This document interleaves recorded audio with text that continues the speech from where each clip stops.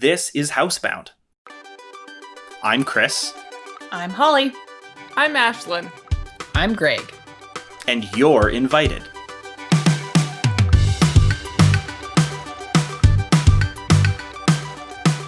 Welcome to Housebound, a podcast we made because we needed company.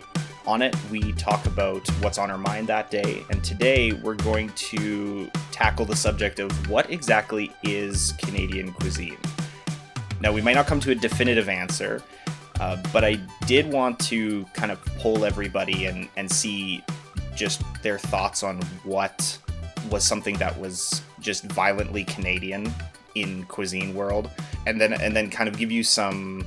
I found some stats on some polls that were done, and they kind of reveal what the general population of Canada feels is Canadian, and what there's also some numbers and figures of where different regional dishes came into the Canadian cuisine and kind of was assimilated with Canadian culture, so they might not be originally Canadian but have now been considered Canadian, if that all makes sense. We're talking like poutine, where people are like, it's French, and then people are like, yeah, but it's like French Canadian, right? Yeah. You understand that whole aspect of it. So I just wanted to just start off by saying that while I was looking into this a little bit, I found that actually Canada itself is made up of generally cuisines from 4 different, let's call them roots. So we've got French, of course, and English or British. First Nations is actually something that I have found regularly listed as one of the original roots of Canadian cuisine, which makes sense because they were here first. Yeah. While in maybe my experience, there hasn't been a ton of that First Nations element that I know of that's been adopted into maybe my own tastes or my own cuisine. I do know that there are other people out there who have it very closely affiliated with their dishes that they make on a regular basis. And so I think it obviously just depends on where you live. And then the final one is actually Scottish, which I guess surprises me, but I guess on the other hand doesn't really surprise me. I don't know what exactly Scottish cuisine is either. So that's interesting. We'll probably get into that a little bit later, but yeah, obviously the one that we traditionally think of is the English Canadian cuisine, which is very directly related to British cuisine, which of course the French cuisine from like French Canada was something that was adopted into Canadian kind of cuisine culture. It kind of evolved from during the period of the fur trade. And so I don't know that means that it wasn't necessarily in existence before then, but that's where it made the move over from very regional to a little bit more widespread across Canada. So anyways, just some fun facts. So we're in disagreement as to who exactly brought this topic up to our list of topics to look through on this podcast, but it was like 7 months ago now that we made this list. So I am not surprised. We've been doing this for a while. And I think my original thought when seeing this was I immediately thought of Chinese Canadian, or however you want to list that kind of cuisine, because I remember hearing a podcast that was talking about all the different immigrants that came over, families that came over in like the 19th and 20th century, and brought with them traditional Asian cuisine, but then modified it or just created different dishes using what was available in Canada. And as a result, we now have these, when we go to a Chinese restaurant and you eat stuff like ginger beef, which doesn't exist in actual China for cuisine. So I have a friend from China, and I was telling her a story about chicken balls the other day, and she was like, "Wait, what are chicken balls?" And I was like, "What do you mean? It's a Chinese food." And she's like, "Describe it to me." So I described chicken balls to her. She's like, "Yeah, we don't eat those in China, at least not where I'm from." Right. Like, okay. So Canadian cuisine is really just this mash of a bunch of different cultures, and because we just all kind of showed up and brought with us. And I mean, like, that's how anything works, right? Like, the area that you populate, or that you I don't know, for lack of better words, conquer or take over, like, you bring those cultures, bring their culture with them, right? And so whether that's for good or ill. I don't know where exactly we can direct the conversation on this episode, but I was thinking it might be kind of fun for you to pitch to me just some of what your ideas of what are Canadian dishes. And then I've got my laptop here, so I can easily just like do a little quick Google search and see where did those exactly come from, because I think that would be very interesting and revealing. So, and I've got some statistics from a poll. I think that we can like talk about there's later, like iconic Canadian dishes like poutine and bannock and maple syrup and things like that are like iconically Canadian, and those are the things that generally the ingredients for said dish are actually grown here. Right. Or harvested here, or butchered here, or whatever the case may be. Whereas I think if you were to actually go into a lot of Canadians' homes on like a Tuesday night for a home-cooked dinner, what we're going to eat is often dishes that were first made popular in other countries. Yeah, for sure. Like, you know, when you're having... I don't know what to think of, but there's like a lot of fruits and vegetables that we eat regularly that aren't grown in Canada and that we get imported from other countries. And it's not like our diet is super low on fruits and vegetables. We just import everything that we want from other countries. And so I think that's something that makes like the average Canadian cuisine interesting, is that it's a lot of imported food, and I don't think we necessarily eat tons of the stuff that we actually grow here. I could be wrong on that count, but what initially comes to my mind is lentils. Here in Saskatchewan, we grow a lot of lentils. Tons. There's a lot of lentil farming in this area, and yet most of it's shipped out of country because we don't eat them. Yeah. Like, they're in the stores, and people might have a dish or two that they know how to make that uses lentils, but it's not like it's an ingredient staple to us. Or if you think of Canadian cuisine, that lentils are the first thing to come to your mind. Right. And yet we grow a huge amount of them and just ship them somewhere else. Whereas I think that's something that kind of makes us unique, is our food isn't necessarily all tied to what we grow here. Yeah, actually Saskatchewan accounts for 95% of Canada's export on lentils, and Canada is the largest lentil exporter in the world. So it's just kind of like, hey, they grow here, take them. We don't want them. I believe that most of them go to India, but I could be totally wrong on that. It could be. So eat more lentils. They're cheap and they grow here. Yeah. Support local. Yep.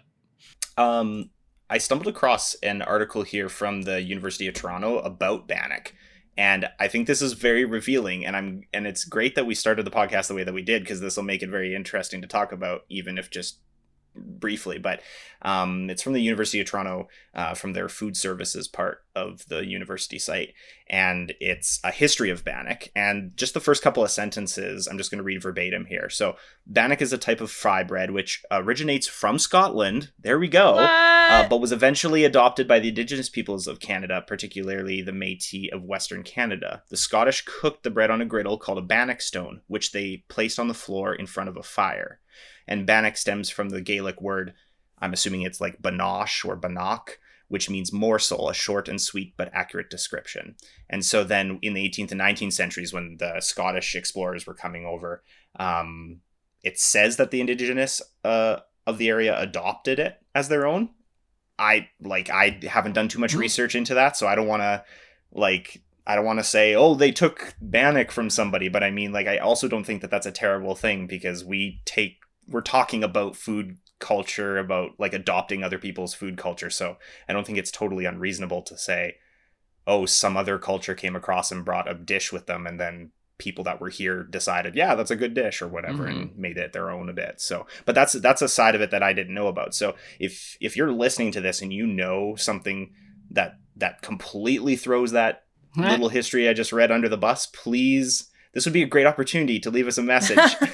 and email and us. you can email at us or correct us, thehouseboundpodcast@gmail.com, or you can go to anchor.fm/housebound/message, and it'll take you to a little 1-minute message recorder. But anyways, that's some of that Scottish side of things, which is super so funny. interesting. Never would have believed you if you didn't say it came from the U of T, which I feel like is a reputable Yeah, I just source. Googled it, and it's like one of the first ones that comes up. So yeah, that's so interesting. crazy.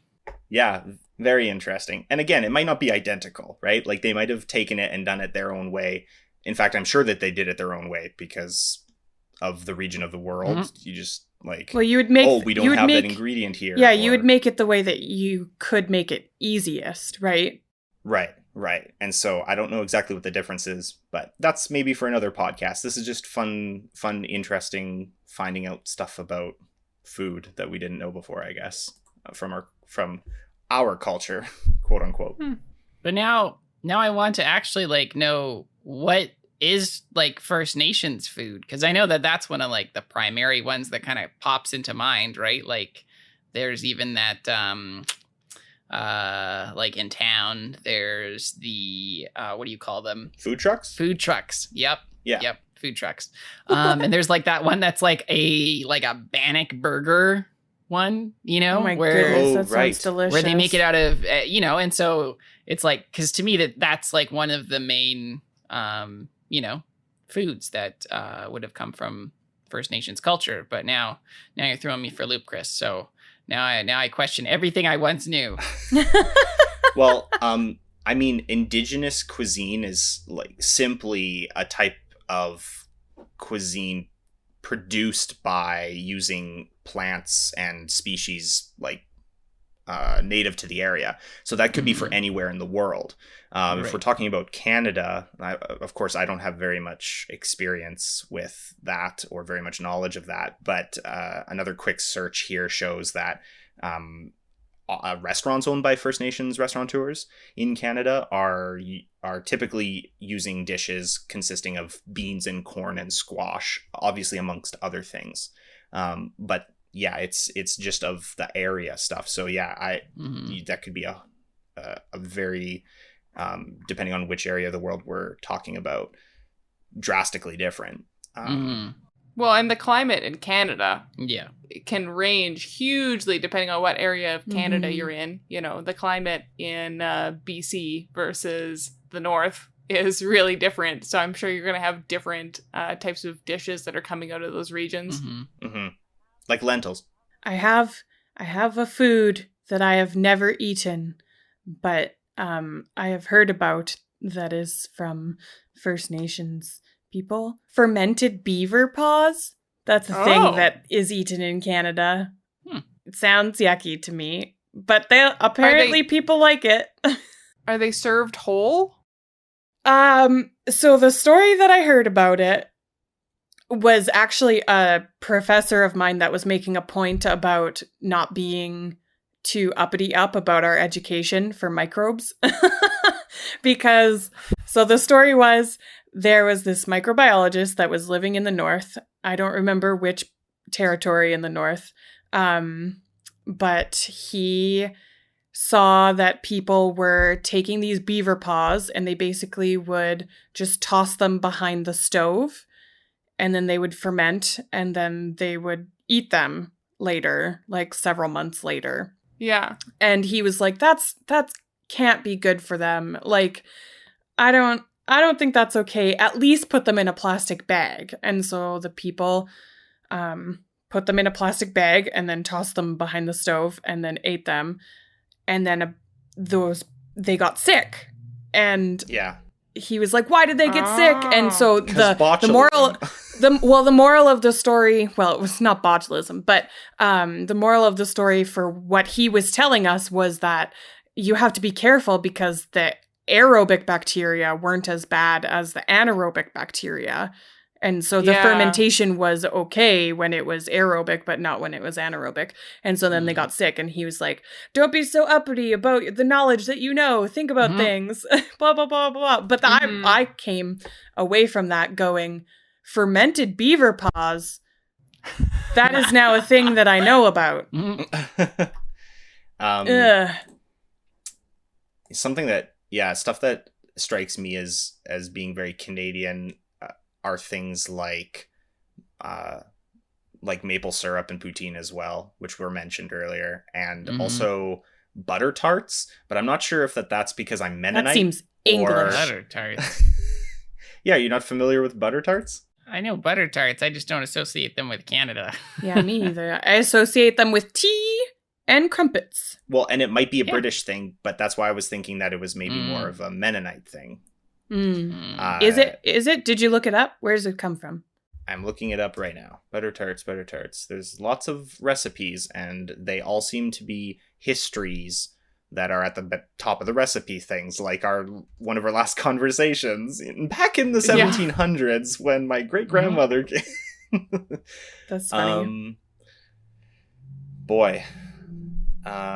I cannot seem to find something that just tells me really easily whether or not it's just considered a quintessential Canadian treat is what I'm seeing.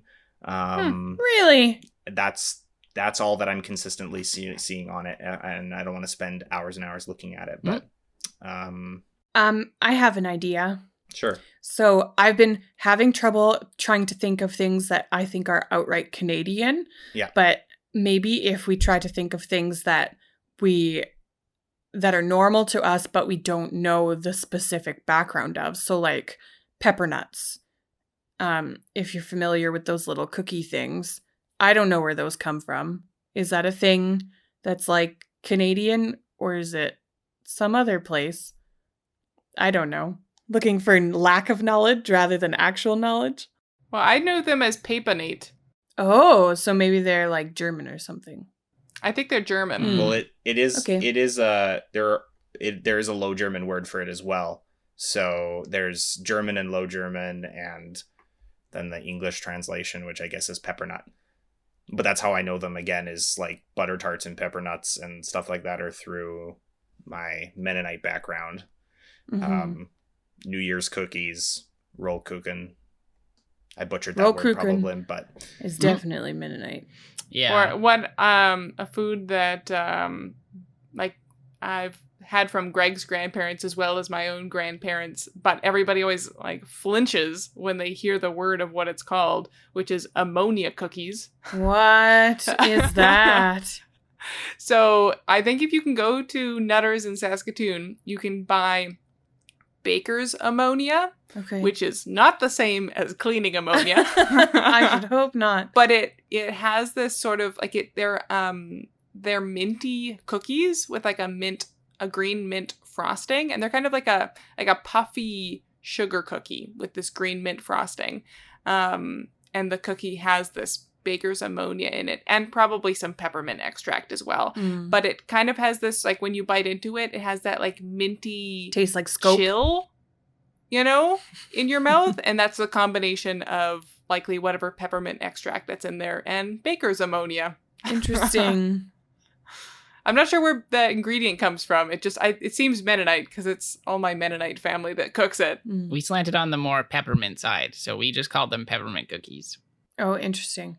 Oh, I always grew up with them ammonia cookies. Which I think is a little easier to swallow. Peppermint? The peppermint, yeah. Yeah. I think for myself, when it comes to Canadian cuisine, I think like the top ones are definitely like poutine is always like that. That's like at least from outsiders' perspective, that's definitely what Canadians eat for breakfast, lunch, and supper. Like that's and then probably throwing some syrup on top of that, and frying up some bacon to put over top of that. So bacon. But I think that it's interesting how I feel a lot of our maybe more Canadian foods sort of also are like more North American in general, like kind of that more.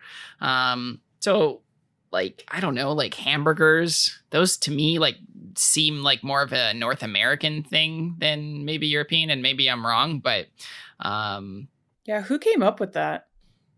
I feel that it was started in the Europe, like Denmark or something, but I mean, if you watch the old Disney film Kid in King Arthur's Court, they talk about the invention of the cheeseburger, but that's because he went back through time. Yeah. So I don't think that's a little, that's that time traveling. That's a cyclical invention right there. Yeah.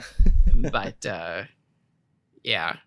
So, and also like, I know that when people visit here in North America, like they are surprised by how much sugar we have in our stuff.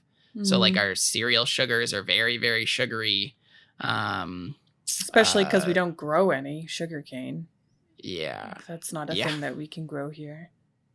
The Coffee Crisp chocolate bar that Nestle makes is manufactured in Toronto, and it's only available in Canada outside of being when it's shipped to other places. But that's kind of similar to ketchup chips being like a flavor that's only available in Canada. That's true. Usually. Or all dressed. All dressed ketchup and I think barbecue or dill pickle. Pickle. Those are like flavors that are like a Canadian thing, and when you go to the States, they're like, "What's ketchup chips? I've never." Yeah. That's crazy. They don't know ketchup chips. Oh, you poor people. But sorry, all of you out there in podcast land, you don't get to eat ketchup chips. There's also a weird thing with the States, and I can't remember exactly how it works or if it's even relevant anymore, because they might have started carrying this stateside now. But in Canada, we have Smarties, and there they have Rockets, or like you know what Rocket candies are in Canada? Yeah. They're those little Halloween candies that you get in the clear cellophane. They're just pure pucks of sugar. Yeah, and like we have, like I think they have those there, but call them Smarties or some weird twisty nonsense that has to do with that candy being like available in one location but not the other, but having the same name. Interesting. Strange. Yeah, curious. Yeah. In 2010, the Globe and Mail conducted a Facebook poll. And so out of all of the people that replied on Facebook, which, I mean, I guess that can't be considered a general consensus of Canada, but people were asked about different Canadian national dishes, what they thought, and outside of maple syrup being the highest voted for, the next highest ones in order were 51% of people said poutine. 14% of people said Montreal style bagels. 11% of people said salmon jerky or dried smoked salmon. 10% of people said pierogies. 7% of people said ketchup chips. 4% of people said a Nova Scotian donair. I don't know why some of these are region specific. 1% of people said the California roll. So I think maybe like Canadians were like, sushi's a cool cultural thing, but I'm a wuss. And and give me something easy to eat. And then in 2012, the Canadian Broadcasting Corporation conducted a survey and for Canada's most iconic foods, and those included the top responses were maple syrup and poutine, of course, again, but also the smoked salmon, which was about 11% of people had said that in the previous year's poll, butter tarts.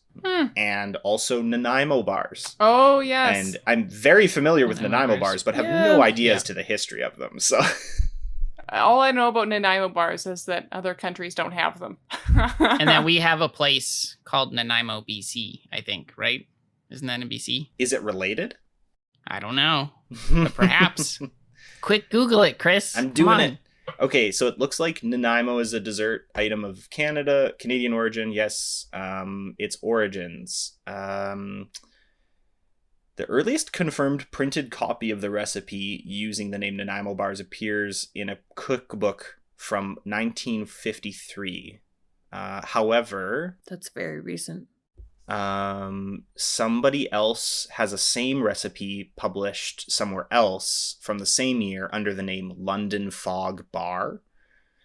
And What? They don't taste like London fog. they don't. And I feel like London Fog, like bars or treats or something, is something people have since created to taste like actual London Fog drinks.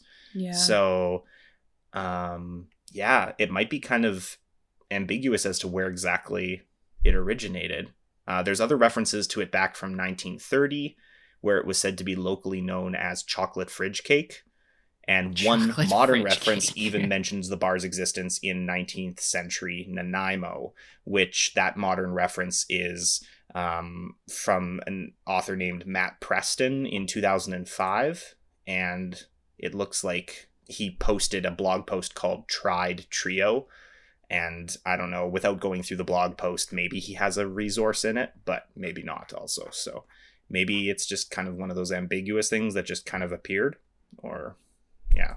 Yeah, I definitely with donairs. That's definitely one that a coworker of mine would probably say I should be shamed that I didn't think of that, because he is from the East Coast and always raves about donairs and was so happy when King of Donair announced that they were like setting up shop here in Saskatoon. Oh, really? And yeah, because I think it's also that particular sauce that's like the sweet sauce that gets added on to it that kind of makes it its own thing. So yeah, I don't think I've ever eaten a donair, but No. also I don't know anything about them. I assumed that they were from like India or something. They're from Canada? Is that what you're telling me? They are, Or at least the first King of Donair location was in Halifax, I believe. Yes. Interesting. Which is a chain of Donair Yeah. places. Mm. But I'm not sure if that has ties to the history or not. Crazy. I'm trying to. there's Google like it the really Halifax quickly, but yeah. donair. Yeah, so King of Donair Restaurants was established in Halifax in 1973 by a Greek immigrant who popularized donair in the city. Yep. So the donair kebab is something that's From Greece? That makes sense, too. obviously from or that one is from a Greek origin. I think I also did think that donair was something Middle Eastern in origin, but Well, there's like there's shawarmas, which is different. which is different, similar but different. Yeah, Right. And this one particularly has that sweet sauce. Like the Halifax donair has that sweet sauce that they add to it, which kind of gives that savory, sweet taste to it, making it a bit more unique. Mm-hmm. Crazy. Mhm. Mm-hmm. Yeah, so since the establishment of it, there have been other versions of it that have been kind of created and popularized. Like it looks like there's also a Turkish donair, and it's really hard to speed read things, but it's become something of a like not mainstream cultural thing, but it's become something that's become fairly entwined in the Canadian culture. So that style of the dish, again, just like the Scottish bannock, whatever they had, it comes across and it gets kind of assimilated into what we eat, and then takes on its own form, or the Chinese Canadian cuisine that is either modified or just created for the region, and then we go forward decades later and that's Canadian, and people from that actual region are like, this doesn't exist, or this exists but not nearly the same way as where it exists for you. So yeah, this I wish I could remember. It was a CBC Radio 1 podcast that I had been listening to that was talking about those Chinese Canadian cuisines. But there was very blatant region specific Chinese Canadian cuisine that people from Alberta and Saskatchewan knew of ginger beef, but nobody else anywhere else. Like people in Nova Scotia, people were like, I traveled for work one day and tried it and it's great. Why don't we have it here? And so it's because that family decided not to make that, I guess. So, yeah, if I can source that podcast, I'll definitely post the link to it in the description notes for this episode, because that's super interesting. But yeah, I think like having lived overseas, I don't think there's much of a perception. Like, I think we all can kind of go like, oh, that's like Indian cuisine, or oh, that's Thai cuisine, or like, and we Italian. kind of have a sense for Italian. Yeah, exactly. right. But I feel because Canada is just this hodgepodge of it's that whole melting pot thing where we just we bring in pretty well things from like Greece, Scotland, and and obviously Asian foods. We bring those into play, and it's kind of like it makes it so that we create an identity that's not necessarily fully unique, but kind of just is borrowing from other places and cultures. Yeah, but it's interesting because even like I do know like Tim Hortons is definitely something that is like a Canadian restaurant that that does, while it doesn't necessarily serve unique food in a way, I think like when I was living overseas, that's definitely one of those things where, like having donuts of that variety and that, and those flavors was something that I missed. And I know that Tim Hortons has even branched out into other cultures around, or other communities around the world. Yes. And so I think that's like, maybe that's sort of the Canadian identity that we've at least like marketed, as this is us, Right. But apparently there is a Tim Hortons in the Dubai airport, and someone that we know really loves when she's a flight attendant. She likes it when they stop in Dubai because she's like, then I get to have Tim Hortons. Oh, nice. Yeah. Well, I think there's some place in Europe as well that has one, and I think they've reached out to it was the sold States, right? a few years ago. Yeah, exactly. so Wendy's US, owns the same person that owns Wendy's owns Tim Hortons now, and I remember that. I remember very little about when that went down, but I remember I think I might have only been like 5 or 6 at the time. But I remember when I was slightly older and learning about it, people were like, they sold out. They sold out. It's like, well, sure, but they also probably made a butt ton of money. Very Canadian. Yeah. That's what selling out is. Mm-hmm. Making a butt ton of money. Selling out is very Canadian. Great. No, that's not what I said. This has been very, very interesting, and I'm sure we could go on for hours and hours about all of our different theories. I did want to leave you with one, not surprising one, but just one that I thought was cool. Just a really quick story about, and I might pronounce the last name wrong because I've heard people pronounce it 2 different ways, but John McIntosh. Just say both ways. John McIntosh, or Macintosh, in the 1800s, he and his wife grafted a tree, and that is what brought about the Macintosh or McIntosh apple. So that's something that is Canadian. So if you're at the grocery store and you see those Macintosh or McIntosh apples, I've heard them pronounced both ways. Don't at me. That is McIntosh is just wrong. That is wrong. Well, I mean, I don't. There's no A. It's MCI. So I don't know. McIntosh. I can see both sides of the story. That doesn't mean that you would say "osh" differently than "ish" if there's no A. No one knows what I'm talking about. Everybody in podcast land, every one of my co-hosts here is looking at me on Zoom like I've just said something in some other language. Dazed and confused. Zero idea what I just said.